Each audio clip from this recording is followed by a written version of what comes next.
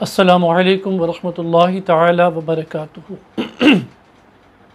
الحمدللہ رب العالمین والعاقبۃ للمتقین والصلاة والسلام علی سید الانبیاء والمرسلین اما بعد فاعوذ باللہ من الشیطان الرجیم بسم اللہ الرحمن الرحیم۔ قال عز وجل فی القرآن العظیم اطیعوا اللہ واطیعوا الرسول صدق اللہ العظیم۔ بعد توحید کے متوال و شمع رسالت صلی اللہ تعالی علیہ وسلم کے پروانوں، آقا کریم صلی اللہ تعالی علیہ وسلم کی اطاعت و فرمانبرداری عالم اسلام میں تمام ایمان والوں پر فرض ہے، اور آپ اندازہ لگائیے کہ میرے آقا صلی اللہ تعالی علیہ وسلم کی اطاعت پر عمل کرنے کو جو اللہ نے عظمت عطا فرمائی، جو فضیلت عطا فرمائی، وہ اتنی بلند و بالا ہے کہ فرمایا اطیعوا اللہ، اللہ کی اطاعت کرو، واطیعوا الرسول، اور رسول کی اطاعت کرو، یعنی اپنی اطاعت کے ساتھ اپنے محبوب صلی اللہ علیہ وسلم کی اطاعت کو بھی لازم قرار دے دیا۔ بلکہ اس سے آگے بڑھ کر آپ دیکھیں تو فرماتا ہے من یطیع الرسول فقط اطاع اللہ، جس نے رسول کی اطاعت کر لی اس نے رب کی اطاعت یعنی اللہ کی اطاعت کر لی۔ آپ اندازہ فرمائیے کہ رسول اعظم صلی اللہ تعالی علیہ وسلم کی اطاعت و فرمانبرداری کتنی ضروری ہے، اور اس کا مقام و مرتبہ کتنا بلند و بالا ہے۔ آقا کریم صلی اللہ علیہ وسلم کی اطاعت و فرمانبرداری کا کیا مطلب ہے؟ آقا کریم صلی اللہ علیہ وسلم کی اطاعت و فرمانبرداری کا مطلب ہے کہ میرے آقا صلی اللہ تعالی علیہ وسلم کے احکام، فرامین، اور آپ صلی اللہ تعالی علیہ وسلم کی پاکیزہ اسوہ حسنہ، جسے ہم عرف عام میں سنتیں کہتے ہیں،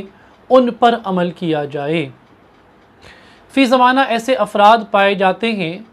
جو شریعت مطہرہ پر عمل پیرا ہونے کے تو مدعی ہوتے ہیں، لیکن سنتوں کے معاملے میں وہ یہ کہتے ہیں کہ جب پہلے ہم فرائض پر عمل کر لیں اس کے بعد سنتوں پر عمل کریں گے، ہم فرائض کے قابل نہیں تو سنتوں پر عمل کیسے کریں؟ عزیزان گرامی، میں یہاں آپ کی اصلاح کرنا چاہوں گا، وہ افراد جو اس قسم کی سوچ رکھتے ہیں وہ شیطانی فتنے کا شکار ہیں۔ یاد رکھیں کوئی فرض بھی میرے آقا صلی اللہ علیہ وسلم کی سنتوں والی ادا سے خالی نہیں۔ اسے یوں سمجھے کہ نماز فرض ہے، لیکن اگر میرے آقا صلی اللہ علیہ وسلم کی سنتوں کے سانچے میں ادا کریں گے تب فرض ادا ہوگا، اور اگر اس کے مطابق ادا نہ کیا، سنتوں کے مطابق فرض ادا نہ کیا تو فرض بھی ادا نہ ہوگا۔ یعنی پہلے قیام، پھر رکوع، پھر سجود، یہ میرے آقا صلی اللہ علیہ وسلم کی ترتیب ہے، یہ سنت ہے۔ نماز حکماً فرض ہے مگر سنت کے دائرے میں ہے، سنتوں سے ہٹ کر کوئی فرض بھی ادا نہیں کیا جا سکتا، سنتوں سے بچ کر کسی فرض کی ادائیگی ممکن نہیں۔ میرے آقا کریم صلی اللہ علیہ وسلم کی سنتوں پر عمل کرنے ہی میں ایک ایمان والے بندے مومن کی دنیا اور آخرت میں بھلائی ہے، سرخروئی ہے، کامیابی ہے، اللہ کی رضا ہے، اللہ کی خوشنودی شامل ہے۔ کوئی یہ سوچتا ہے کہ میں فرائض پر عمل کر کے رب کو راضی اور خوش کر لوں گا تو وہ ایک بہت بڑے دھوکے میں شیطان کے فتنے کا شکار ہے۔ یاد رکھیں، آپ نمازوں کا جائزہ لیجئے، 5 وقتہ نمازوں میں آپ دیکھیں فرض سے پہلے سنتیں موجود ہیں، اور یہ ترکیب اس بات کی طرف اشارہ کرتی ہے کہ آپ فرض کو ادا کرنے سے پہلے سنتوں کی طرف توجہ دیجئے، اس لیے کہ آپ کو فرض ادا کرنے کا سلیقہ آ جائے گا۔ جب تک میرے آقا کریم صلی اللہ علیہ وسلم کی مبارک اسوہ حسنہ کو دیکھو گے نہیں، سمجھو گے نہیں، پڑھو گے نہیں، اس پر عمل نہیں کرو گے تو اس کام کو کرنے کا سلیقہ تمہیں کیسے آئے گا؟ اس لیے میرے آقا کریم صلی اللہ علیہ وسلم نماز کے تعلق سے بھی ارشاد فرماتے ہیں، تم نماز اس طرح پڑھو جس طرح تم مجھے نماز پڑھتا دیکھتے ہو۔ تم دیکھو تمہارے نبی کی سنتیں کیا ہیں، تمہارے نبی نے کس طریقے سے نماز کو ادا فرمایا ہے۔ آقا کریم صلی اللہ علیہ وسلم کی سنتوں کے سانچے میں ڈھل کر اگر نماز ادا کی جائے گی تو وہ فرض بھی ادا ہو جائے گا اور سنتیں بھی ادا ہوتی چلی جائیں گی۔ تو یہ خام خیالی ہے کہ پہلے ہم فرائض پر عمل کریں پھر سنتوں پر عمل کریں، بلکہ یہ شیطان کا دھوکہ ہے، فریب ہے، چال اور سازش ہے۔ آج میں آپ کے سامنے رمضان المبارک کی نسبت سے تعلق رکھنے والی ایک عظیم سنت کے حوالے سے فضائل اور کمالات عرض کرنا چاہتا ہوں اور مقصد پر گفتگو کروں گا انشاءاللہ۔ مسائل اعتکاف، اس پر ہم گفتگو بعد میں کریں گے۔ آج کی گفتگو کا موضوع ہے اعتکاف کی اہمیت و افادیت، مقصد کیا ہے۔ عزیزان گرامی، ہم یہ دیکھتے ہیں کہ 20واں روزہ چل رہا ہوتا ہے اور 21ویں روزے کے شروع ہونے سے قبل عصر کی نماز کے بعد معتکف کے لیے حکم ہے کہ وہ مسجد میں جا کر اپنے آپ کو معتکف کر لے اور وہاں پہنچ کر 10 روزہ سنت اعتکاف کی نیت کرے۔ میرے آقا کریم صلی اللہ علیہ وسلم تا عمر ساری حیات ماہ رمضان المبارک میں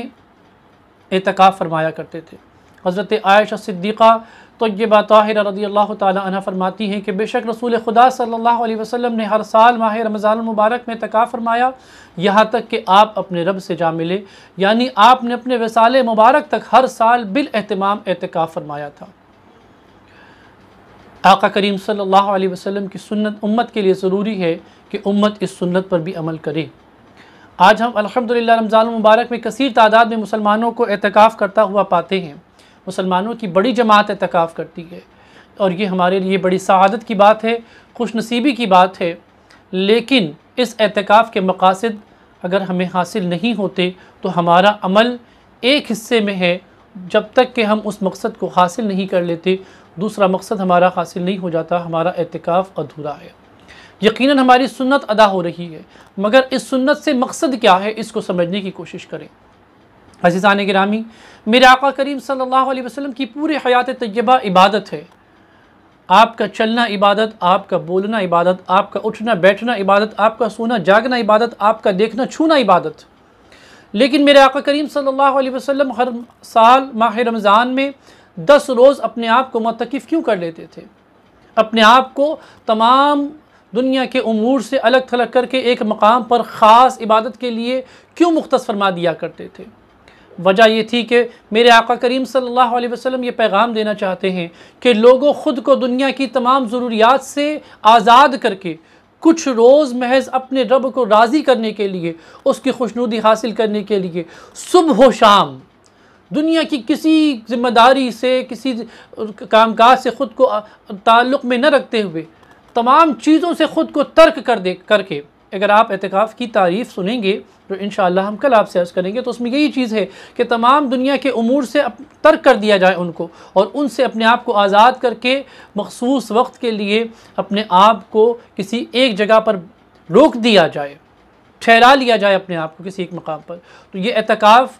تمام دنیا کے امور سے اپنے آپ کو آزاد کر کے مخصوص وقت کے لیے، جیسے رمضان المبارک میں 10 دن کے لیے سنت میرے آقا کریم صلی اللہ علیہ وسلم کی سنت کریمہ ہے، 10 دن کے لیے بیٹھا دینا، ایک جگہ پر روک لینا، اور ان تمام 10 ایام میں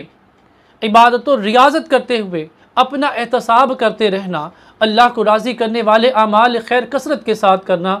یہ اصل مقصد عبادت و ریاضت کے ذریعے اپنی ذات میں تقوی، طہارت اور پرہیزگاری اور اپنے رب سے لو لگانے کا سلیقہ سیکھنا ہے۔ ایک انسان تنہائی میں جب سارا وقت عبادت و ریاضت کرتا ہو، صبح، دوپہر، شام، رات، اس کا دوسرا کوئی کام نہ ہو،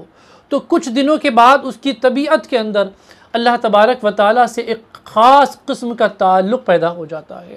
پھر جب وہ بولتا ہے، دعا مانگتا ہے، تو وہ یہ محسوس کرتا ہے کہ یقیناً میری رب کی رحمت میرے اطراف ہے، میرا رب میری التجا کو سن رہا ہے۔ جب بندہ عبادت رات کو تنہائی میں اٹھ کر بیدار ہو کر وضو کر کے قرآن کریم کھول کر بیٹھتا ہے، اس مخصوص مقام سے اپنے آپ کو دور نہیں کرتا، اور وہ جائے مقام عبادت کو جہاں اس نے اعتکاف کی نیت کی اپنے آپ کو رکھا ہوتا ہے، تو وہ یہ سوچتا ہے کہ یہ مقام میرے اور رب کے ہم کلامی کا، راز و نیاز کا مخصوص مقام ہے، مخصوص پل ہے۔ میں اس پل میں اپنے رب کو جو کچھ سناؤں گا میرا رب سن لے گا۔ جب وہ تلاوت کرتا ہے تو سرور پاتا ہے، جب وہ سجدہ کرتا ہے تو کیف پاتا ہے، جب وہ دعا مانگتا ہے تو وہ محسوس کرتا ہے کہ رب نے اس کی دعا کو قبول فرما لیا۔ آپ غور کریے، کبھی آپ توجہ دیجئے معتکفین کے چہروں پر، جب معتکف اعتکاف کر کے 10 روز بعد مسجدوں سے باہر آتے ہیں تو ان کے چہروں پر ایک قسم کا نور محسوس ہوتا ہے، ایک قسم کی چمک محسوس ہوتی ہے۔ یہ وہ نور ہے، یہ وہ چمک ہے، یہ وہ روشنی ہے جو بندہ تنہائی میں 10 روز شبانہ روز 10 دن رات اپنے رب سے لو لگائے رہتا ہے۔ اور جب یہ رب سے تعلق بنا رہتا ہے 10 دن و رات کا، رب سے لو لگی رہتی ہے، تو اس کے اثرات رب کی رحمت کے اس کے چہرے پر ظاہر ہونے لگتے ہیں۔ اصل مقصد صوفیاء فرماتے ہیں کہ اس اعتکاف کے ذریعے بندے کے رب سے تعلق کو مضبوط کرنا اور روحانیت کو مضبوط کرنا ہے کہ بندے کے رب سے لو لگ جائے، بندے کا رب سے تعلق بن جائے، بندے کا رب سے وہ رابطہ پیدا ہو جائے جو اس کا عام دنوں میں نہیں ہوتا، عام صورتوں میں نہیں ہوتا۔ انسان نماز اجلت کے ساتھ پڑھتا ہے، صدقہ خیرات الگ کیفیت میں کرتا ہے، آج سال میں ایک بار کر رہا ہے، ہر ایک کے لیے ممکن نہیں ہوتا۔ اس میں نہ روپیہ لگنا ہے، نہ پیسہ لگنا ہے، نہ مال و دولت لگنی ہے، بس بندے کو فقط اپنا رب وقت لے کر اپنے رب کی بارگاہ میں حاضر ہو جانا ہے۔ یہ 10 روز بندے کو اس کی رب کے تعلق، رب کی نسبت اور رابطے کو مضبوط کرنے کے لیے، رب کے رابطے میں بندے کے تعلق کو مضبوط کرنے کے لیے روحانی مقصد سے بندے کو اعتکاف میں ٹھہرایا جاتا ہے کہ بندہ کثرت سے عبادت کرے، ریاضت کرے، اپنے آپ کو رب کے لیے خاص مختص کر دے، وہ اسی سے ہم کلامی کا شرف حاصل کرے، اسی سے دعائیں مانگے، اسی سے منتجی ہو، اپنے گناہوں پر ندامت کا احساس پیش کرتا رہے، اور تعلق باللہ یعنی رب سے لو لگانے کا جو عمل ہے یہ مضبوط ہو جائے۔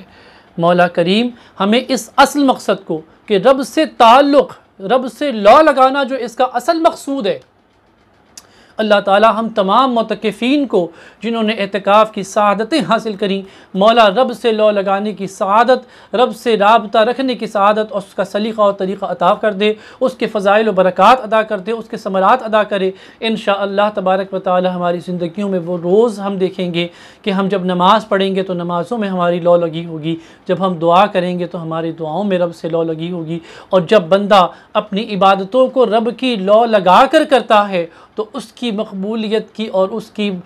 شان الگ ہی ہوتی ہے۔ مولا کریم ہمیں وہ سب سعادت نصیب فرمائے، آمین بجاہ النبی الکریم علیہ افضل الصلاۃ و اکرم التسلیم، وما علینا الا البلاغ المبین۔ السلام علیکم ورحمۃ اللہ تعالی وبرکاتہ۔ مہینہ مبارک ہو